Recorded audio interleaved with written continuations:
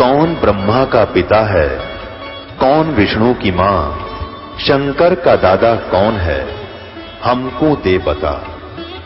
ये जानने के लिए कृपया सुनिए। जगत गुरु तत्वदर्शी संत रामपाल जी महाराज के अमृत वचन सर्व पवित्र धर्मों के पवित्र शास्त्रों के आधार पर।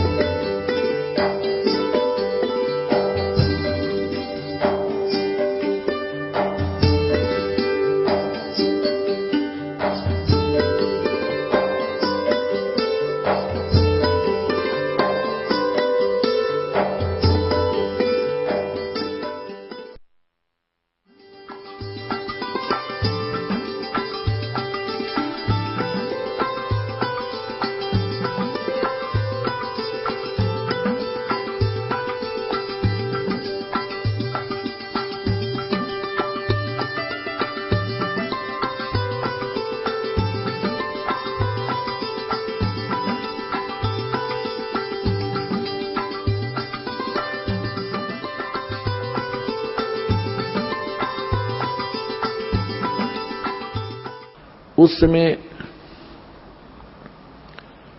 परमात्मा जिस समय मिले उनकी एज भी 60-62 के आसपास हो चुकी थी। साधना उद्देश्य से तीर्थ भ्रमण करने के लिए अपनी धर्मपत्नी की राय ली। उनकी धर्मपत्नी का नाम आमिना था। उससे आज्ञा लेकर के वो चल पड़ा कि मैं तीर्थ भ्रमण करना चाहता हूं, तीसरा आश्रम आ गया है। तो जैसे भी आज्ञा लेकर चल पड़े। भ्रमण करते करते वो मथुरा के अंदर उस स्थान पर पहुंच के जहां पर यह माना जाता था कि यहां पर हमारे बाल गोपाल श्री कृष्ण भगवान जब यहां रहा करते मथुरा में, इस सरोवर में स्नान किया करते थे। और फिर वहां जाकर के एक गिरिराज बोलते हैं उसको, जिसको भगवान श्री कृष्ण ने उठाया था जब इंद्र देवता स्वर्ग का राजा अपनी पूजा न करने से अक्षुब्ध होकर के व्रज को डुबोना चाहता था अधिक वर्षा करके। तो श्री कृष्ण जी ने उस पहाड़ को उठा के और पूरे ब्रज पर फैला दिया था। वर्षा खूब हुई थी और इंद्र थक गया था वर्षा कर करके, और वो कुछ बिगाड़ नहीं सका व्रज का। तब उसने अक्षमा याचना की थी। तो उस स्थान पर भ्रमण करके, उस गिरिराज की परिक्रमा करके हम अपना मोक्ष मानते थे। उस सरोवर में स्नान करके हम मोक्ष मानते रहे। इसी उद्देश्य से धर्मदास साहिब जी भटक रहे थे, वहां पहुंच गए। सुबह सुबह उठे, उस सरोवर में स्नान किया जिसमें जल अधिक था नहीं, क्योंकि हम उसमें नहाना इसलिए उचित समझते रहे कि इससे मोक्ष होगा, चाहे गहरा भी क्यों ना हो, उसमें कीचड़ भी क्यों ना हो, हमें तो भगवान चाहिए। लेकिन परमात्मा कहते हैं, कबीर इस संसार ने समझाऊं कै बार, और ये पूछ पकड़ कर भेड़ की और उतरा था मैं पार।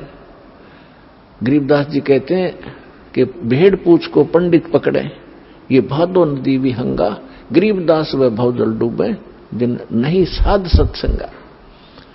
जिनको संत नहीं मिलते, सत्संग नहीं मिलता, तो वो भवजल के अंदर ऐसे डूब जाते हैं जैसे भादो के अंदर नदियां। भादो महीने में बहुत जबरदस्त वर्षा होती थी और सभी दरिया बहकर चल पड़ती थी, फुल स्विम पर ओवरफ्लो होकर को हो जाती थी। और उस समय कोई ये कहे दरिया पार करने के लिए भेड़ की पूंछ पकड़ तुझे पार कर देगी, नहीं, उसका ये साधन नहीं है पार होने का। पार होने के लिए नौका, लीक प्रूफ नौका हो और उसका चालक ट्रेंड हो, तब वो पार होंगे। ये साधन है प्रॉपर। और जो साधनाएं आप कर रहे हो, परमात्मा बताया करते थे कि ये तो भेड़ की पूंछ पकड़ा रखी तुम्हारे कोई नकली गुरुओं ने, तुम्हें डबोएंगी, तुम भौजल में डूब जाओगे, ऐसे चक्रव्यूह में फंस जाओगे, 84 लाख योनियां भोगोगे, तुम्हें समझ में नहीं आएगा। उस तालाब में स्नान करके उसी से जल का लोटा भर के और भगवान की मूर्ति को स्नान कराया। स्नान करा करके नए वस्त्र पहना करके पुराने वस्त्र थैले में डाल दिए, बाद में धोऊंगा। और एक स्थान लीप के वहां भगवान की मूर्ति रखी, गाय के गोबर से और मिट्टी मिलाकर लीपते थे, उसे स्वच्छ बनाते थे और उस पर सुंदर स्वच्छ कपड़ा बिछाकर उस पर बैठ के पहले भगवान की वो कर्मकांड किया, उनके कपड़े बदलवाए, स्नान कराया, मुकुट माला रख के कंठी माला पर आकर बैठ गए, फिर लगे गीता का पाठ करने। और उसी समय परमात्मा बनारस में आए हुए थे। वैसे तो वो एक सेकंड के अंदर, सेकंड के भी कुछ फ्रिक्शन में जहां चाहे पहुंच जाए अपने पूरे ब्रह्मांडों में, एक सेकंड फ्रिक्शन ऑफ सेकंड में, और असंख्य रूप बना ले, वो समर्थ है। तो परमात्मा वहां एक जिंदा महात्मा के रूप बनाकर वहां पहुंच गए। अब जिंदा महात्मा मुसलमानों में अधिकतर होते हैं जो काला ओवर कोट पहनते हैं और सिर पर काला ही एक टोप होता है, जैसे गोल गोल से चोटे वाला। ओवर कोट घुटनों से नीचे तक होता है और एक अंडरवियर पहनते हैं, लंगोट, और दाढ़ी और मूछ रखना, सिर पे बाल रखना, ये उनकी पहचान। उनको जिंदा महात्मा कहा करते थे। और जिन भी महापुरुषों को मिले हैं इस वर्तमान में, आदरणीय धर्मदास साहिब जी को, आदरणीय मुरुगदास साहिब जी को, आदरणीय नानक साहिब जी को, आदरणीय दादू साहिब जी को, आदरणीय गरीबदास साहिब जी को, आदरणीय गीसा दास साहिब जी को, इन सबको ये मिले हैं जिंदा महात्मा के रूप में। आदरणीय रामानंद जी को मिले हैं, वो उस समय जो प्रगट थे, 5 वर्ष की आयु का शरीर दिखा रहे थे, उस में मिले। तो इनको सभी को जिंदा महात्मा के रूप में मिले हैं। दर जिंदे का रूप शैल वृंदावन कीनी, तहां मिले धर्मदास करते हैं बहुत अधीनी। भगत का एक गुण होता है कि बहुत प्यार से विनम्र भाव से बात करता, जहां भक्ति की चर्चा चलती है तो परमेश्वर जाके थोड़ी दूरी पर बैठ के जिंदा महात्मा का रूप बनाकर 50 फुट की दूरी पर, क्योंकि वो हिंदू थे और परमात्मा की वेशभूषा उस समय उस धर्मदास की दृष्टि से एक मुसलमान की थी, इसलिए उनकी क्रियाओं को दूर से देख रहे थे। जब धर्मदास जी ने सब क्रियाएं की और फिर लगा गीता का पाठ करने, जब परमात्मा 10 फुट की दूरी पर बैठ के रेत में अलग से वो अपना आसन उसन लगा कर बैठा है, तिलक लगा रखा। वैष्णो साधु की जो पहचान होती है, गले में एक तुलसी की एक मणिये की माला, कंठी बोलते हैं, वो पहन रखी और वैष्णो संत जैसी वेशभूषा बनाकर वो बैठा। तो परमात्मा ने काफी सब कुछ सुना। धर्मदास जी ने सोचा कि एक मुसलमान भक्त, एक साधु, साधु भी भक्त ही होते हैं क्योंकि वो भगवान के लिए भटक रहे होते हैं।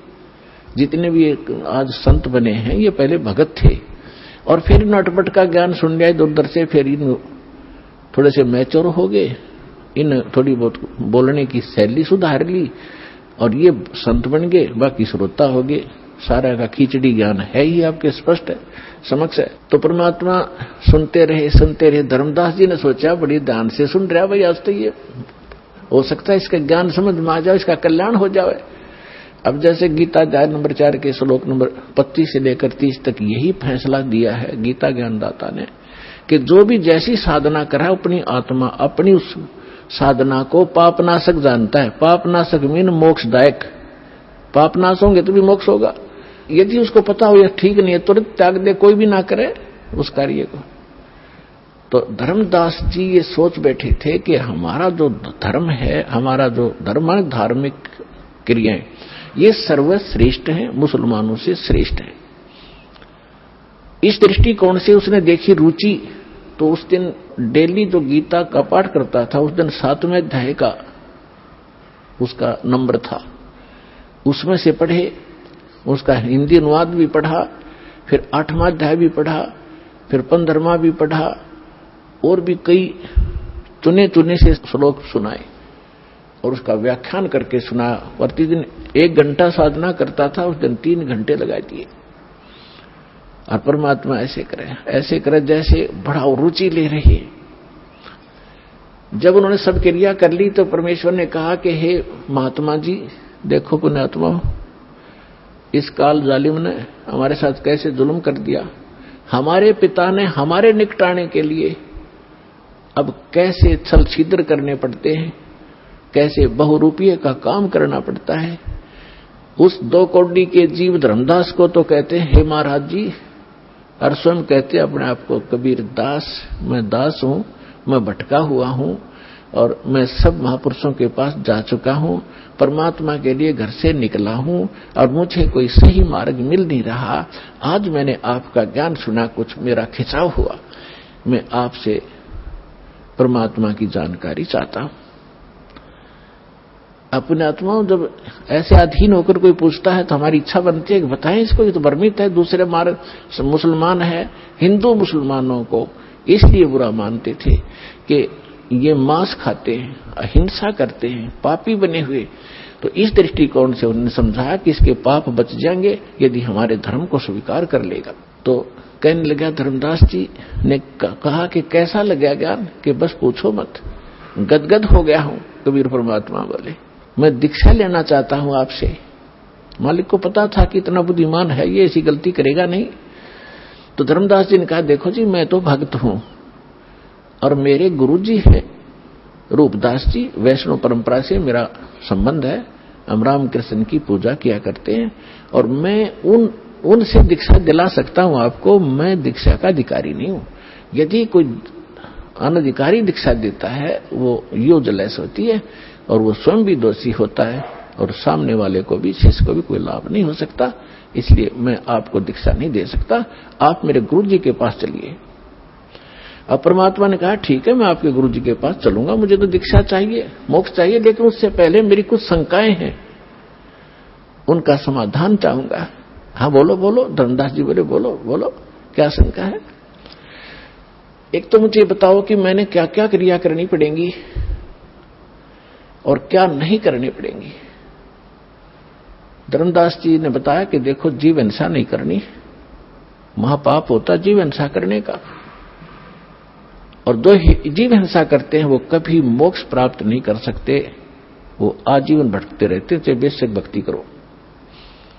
परमात्मा बोले, ठीक है, मैं त्याग दूंगा, कुछ नहीं करूंगा। फिर कहा कि हमारे गुरुजी नाम देते हैं रामकृष्ण का, वो नारे दशमा भी बोल रहा था, हरे राम हरे कृष्ण कृष्ण कृष्ण हरे हरे। तो ये लाभ जब देंगे जब आप उनसे ले लोगे, अपनी मर्जी से करने से कोई लाभ नहीं होगा। बोला, ठीक है जी। परमात्मा बोले, बहुत अच्छा। और 68 तीर्थ करने होते हैं, मैं 68 तीर्थ कर करके आया हूं और ये मैं आज मथुरा में और आगे जाऊंगा, अभी कर रहा हूं, उसी भ्रमण पर निकला हूं। एकादशी का व्रत करता हूं मैं, गुरुजी ने बता रखी है, और रामकृष्ण का जाप जपा करते हैं। तो परमात्मा ने बोला, पूछा कि ये श्रीमद् भगवत गीता जो आप पढ़ रहे थे कौन सा ग्रंथ है? कि ये श्रीमद् भगवत गीता है। ये किसने ये ज्ञान किसने लिखा है? कि भगवान ने खुद बोला है। श्री कृष्ण को भगवान मान रहे थे। बहुत अच्छा, बहुत अच्छा, ठीक है। तो भगवान ने, अभी आप पढ़ रहे थे कौन से अध्याय तो मैं बता नहीं पाऊंगा आपको, लेकिन अभी आप कह रहे थे कि उसमें लिखा, अब दास आपको बताएगा जब आप समझोगे। भगवान की उनकी वार्ता एक गोलमोल थी, लेकिन अब प्रमाणित करना पड़ेगा उन्होंने कौन से शब्द बोले थे। गीता अध्याय नंबर 8 के श्लोक नंबर 13 में श्रीमद् भगवत गीता जो आप पढ़ रहे थे उसमें लिखा है, वो आप पढ़ रहे थे कि ओम इति एकाक्षरम ब्रह्म विहारण माम समरण ये परियाति तदन देहम सयाति परमाम गतिम। मुझ ब्रह्म का, गीता बोलने वाला कह रहा है, मुझ ब्रह्म का केवल एक ओम मंत्र है, इति, यही बस, ये एक अक्षर है। और इसका अंतिम सांस तक समन करता हुआ जो शरीर त्याग कर जाता है वो परम गति को प्राप्त होता है। अच्छा, एक बात और पूछूंगा मैं आपसे कि मैं साधना करूंगा, राम और कृष्ण की जो जाप बताएंगे गुरुजी वही करनी पड़ेगी, लेकिन क्या ये इस गीता में लिखे हैं? कि नहीं, ये गीता में नहीं लिखे हैं। तो परमात्मा ने कहा कि एक किसान का विवाह हुआ और काफी एज्ड हो गया, उसके कोई संतान नहीं हुई। जब वो लगभग 60-70 वर्ष का हो गया तब उसको पुत्र प्राप्त हुआ, 60 वर्ष की आयु में। अब उसने सोचा किसान ने कि मैं कभी भी मृत्यु को प्राप्त हो सकता हूं और मेरे पुत्र को अनुभव है नहीं कृषि का, अभी ये बालक है, इसलिए मैं अपना अनुभव लिख देता हूं। उसने एक पैड पे, एक डायरी में, बही होती थी पहले, बही बोलते थे, उसमें सारा अनुभव लिख दिया। कौन सी फसल कौन से सीजन में और कितनी बार जमीन को बहाकर संवार कर बोनी चाहिए, कितना उसमें प्रति एकड़ बीघा बीज डालना चाहिए, कितने कितने समय पर उस पर पानी देना चाहिए, सिंचाई करनी चाहिए, कब उसमें खाद डालना चाहिए, और कैसी स्थिति होगी जब वो परिपक्व होगी, उसकी ये स्थिति होगी, तब उसको काट कर उसको भूसा अलग करके घर ले आना चाहिए, फिर उसे रोटी बना के खानी चाहिए। वो सारा कुछ लिख दिया। धर्मदास जी सुन रहे, हाँ जी ठीक है, फिर ठीक है। और फिर उस पिता की मृत्यु होगी और पिता ने कहा था, बेटा यदि मेरी मृत्यु हो जाए तो आप मेरा अनुभव इसके अंदर लिखा है, इसको पढ़ना और इसके अनुसार अपनी कृषि खेती करना। अब वो बेटा क्या कर रहा है, पिताजी ने बताया था गेहूं बोने के लिए बो रखी है भांग उसने। पिताजी ने बोला था कि इसमें अरहर की दाल बीजना, उसने बीज रखा वहां पर घास दतूरा। तो क्या वो किसान का पुत्र धनी हो जाएगा या वो वस्तु प्राप्त कर लेगा? तो उसका पिता बता के गया था कि नहीं, ऐसा कभी नहीं हो सकता। धर्मदास जी उत्तर दे रहे, क्या तो महामूर्ख है, मूर्ख है, वो तो वही करना चाहिए जो पिताजी ने उसमें अनुभव लिखा है। परमात्मा बोले, गीता का ज्ञान आप बताते हो, भगवान ने बोला। हाँ जी, और भगवान ने इसमें लिखा नहीं, जो मंत्र जाप आप करते हो, जो क्रियाएं आप करते हो, व्रत रखते हो, 6 अध्याय के 16वें श्लोक में व्रत को बना किया है। आप एकादशी के दिन भूखे मरते हो, तो आप उस किसान के पुत्र से कम है क्या? शतब्द हो गया धर्मदास, क्योंकि पुण्यात्मा पहली बार चाहे कितनी सच्ची बात समझा दे पर अंदर स्वीकार्य नहीं होती, उसका रिएक्शन होता है। और लेकिन वो जख्म बना देती है अंदर, ऊपर से चाहे वो कितना बड़बड़ कर ले, लेकिन अंदर जगह बन गई। तो धर्मदास जी थोड़े से नाराज हुए। परमात्मा बोले, देखो जी नाराज ना हो, मैं तो एक शंका का समाधान चाह रहा हूं, आप मेरी शंका का समाधान नहीं करोगे तो कैसी बात बनेगी? धर्मदास चुप हो गया और मन में यह सोच रहा कि तो मुसलमान है, ऐसी बात करेगा ही करेगा। चुप हो गया, मुंह फेर लिया। थोड़ी देर फिर परमात्मा ने कहा कि देखो मेरी बात का प्रश्न का उत्तर तो दो, तभी तो मैं मानूंगा, मेरी गलती हो तो क्षमा करो। परमात्मा ने कहा कि जिस सरोवर में आपने स्नान किया है और इसको मोक्ष मांगते हो, ये आपका तीर्थ स्थल है, इसके अंदर कितने जीव जंतु हैं? आपने स्नान किया, रगड़ रगड़ कर मार डाले करोड़ों, और देखिए लोटा भर के लाया था पानी का जिससे आपने ये स्थान लीपा है, इसमें कितने जीव जंतु देखो, तेरे इस लोटे में देख ले। और तूने जो भगवान की मूर्ति के स्नान कराने के लिए छान कर लाया था, तू जब छाना था उसमें कितने जीव थे तेरे छालने में, वो सारे मर गए। और आप कहते हो जीव हिंसा नहीं करते? तो इतना कहकर परमात्मा अंतर ध्यान हो गए उसकी अरुचि देखकर। अब धर्मदास जी को परमात्मा की जो ज्ञान था हृदय में छेद कर गया और पकड़ लिया दिल उसने। कहा भाई गीता में है नहीं राम डरे ढोरे, हरे कृष्ण राधे श्याम सीताराम राम राधे श्याम मिला दे। तो खा कही साधना 16वें अध्याय के 23वें श्लोक में 24वें श्लोक में गीता में परमात्मा ने बताया उसी दौरान। अभी आप पढ़ रहे थे, आप कह रहे थे कि जो शास्त्र विधि को त्याग कर मनमाना आचरण करते हैं उनको ना सुख होता है, ना कोई सिद्धि प्राप्त होती है, ना उनकी गति होती है। उसके लिए शास्त्र ही प्रमाण है, उसके कर्तव्य और अकर्तव्य की व्यवस्था में उसके